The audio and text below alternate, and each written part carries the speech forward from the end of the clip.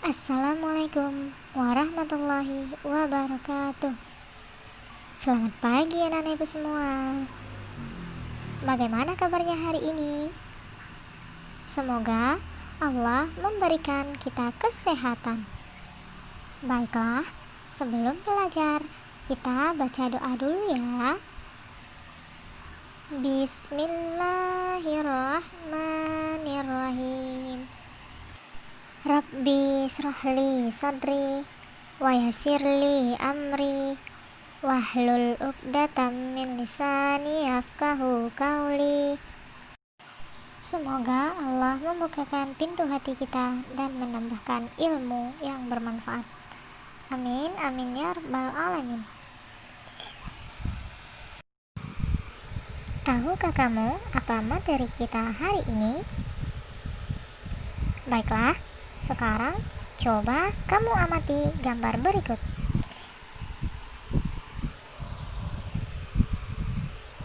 Gambar apakah yang telah kamu lihat?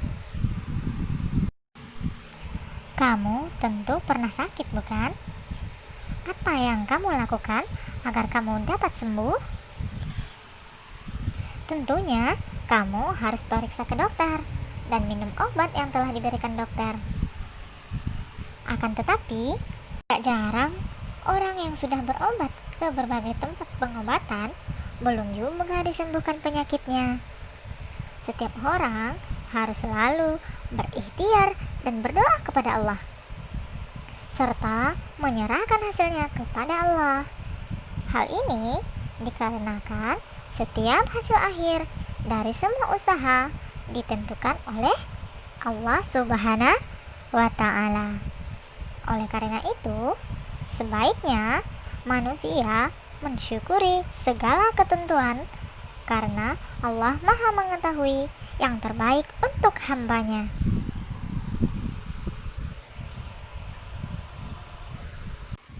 Hari ini kita akan membahas mengenai menerima qada dan qadar pada bab atau pembelajaran yang ketujuh.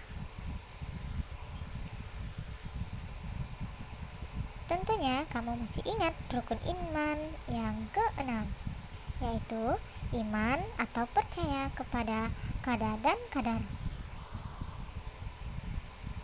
Qada artinya adalah keputusan atau ketetapan Allah Subhanahu wa Ta'ala.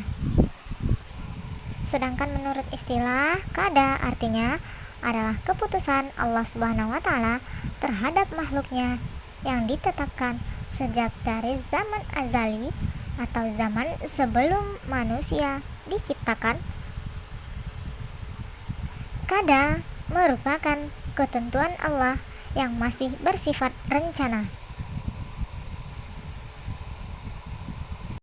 Sebagaimana di dalam Quran surat Al-Hadid ayat yang ke-22 berbunyi, Bismillahirrahmanirrahim.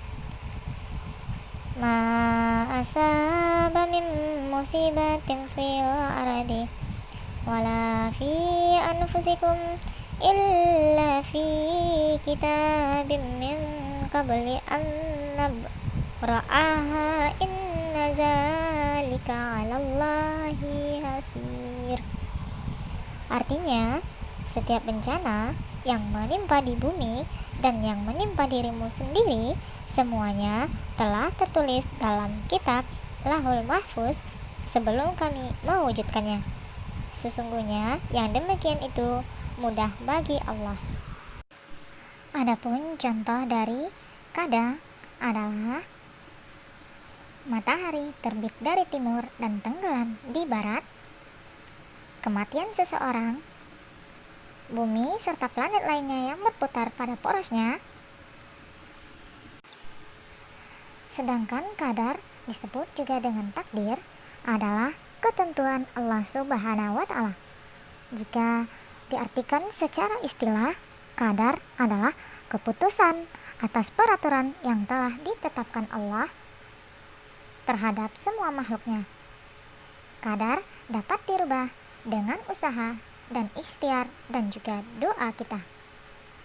Contohnya, menjadi pintar, menjadi juara lomba, menjadi anak yang disenangi, baik itu di dalam pergaulan, karena ramah dan suka menyapa, menjadi anak yang pandai membaca Al-Quran, dan menjadi qori dan qori'ah terbaik di sekolah. Adapun firman Allah di dalam Quran surat Al-Qamar ayat yang ke-49, inna kulla syai'in khalaqnahu biqadar, yang artinya sesungguhnya kami menciptakan segala sesuatu menurut ukurannya.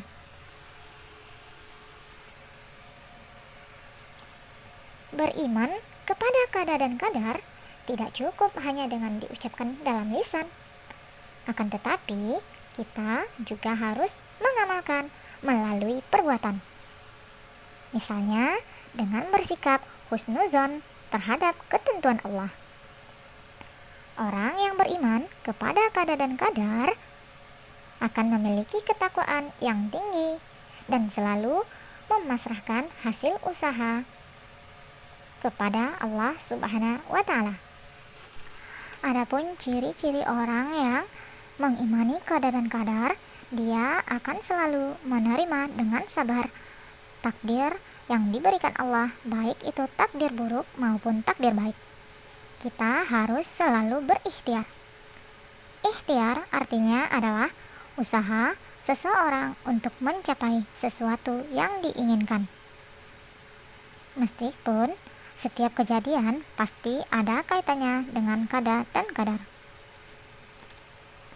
Selalu berdoa kepada Allah agar usaha yang kita lakukan mendapat rahmat dan berkah.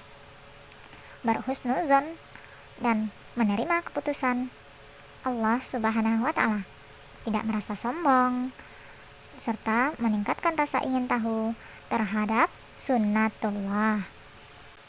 Adapun hikmah yang akan kita dapatkan jika kita beriman kepada qada dan qadar, memberikan ketenangan jiwa, giat belajar, dan disiplin dalam belajar, semakin dekat kepada Allah, menjauhkan diri dari sikap sombong, menyadari bahwa semua keinginan harus kita usahakan, senantiasa untuk bersikap sabar dan mensyukuri atas kesulitan dan nikmat Allah Subhanahu wa Ta'ala. Adapun sikap kebiasaanku setelah mempelajari materi hari ini, aku selalu meyakini dan memahami qada dan qadar.